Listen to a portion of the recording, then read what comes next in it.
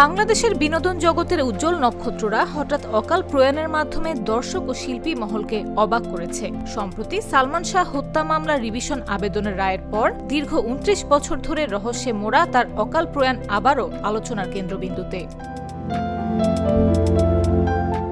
১৯৯৬ সালের ৬ সেপ্টেম্বর ঢাকার ইস্কাটনের একটি ফ্ল্যাটে পাওয়া যায় মাত্র ২৫ বছর বয়সী অভিনেতার নিথর দেহ।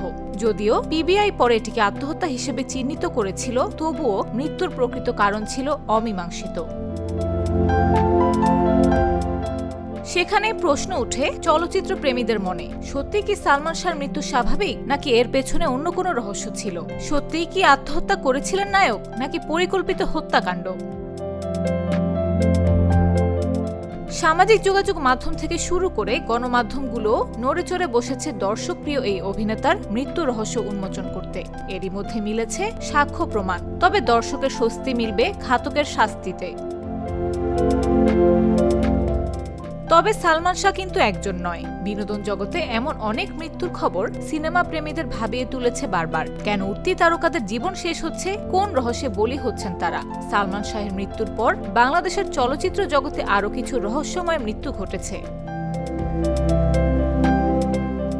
১৯৯৮ সালের ১৮ ডিসেম্বর ঢাকার বনানীর ট্রাম্পস ক্লাবের সামনে গুলিবিদ্ধ হন জনপ্রিয় অভিনেতা সোহেল চৌধুরী। তার ভাই তৌহিদুল ইসলাম চৌধুরী এই হত্যা মামলা দায়ের করেন। তদন্তে জানা যায় সোহেলের মৃত্যু একটি পরিকল্পিত হত্যাকাণ্ড ছিল, যা একটি ব্যক্তিগত বিরোধের জেরে সংঘটিত হয়।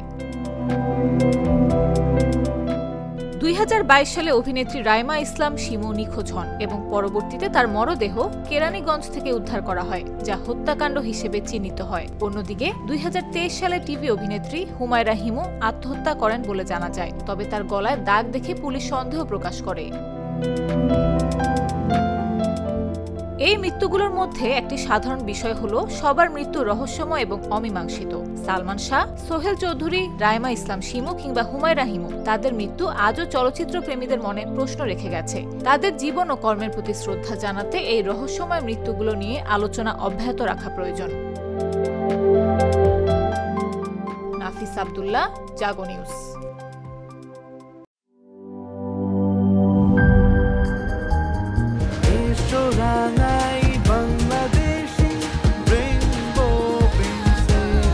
রেইনবো পেইন্টস, ছড়াও জীবনের রং।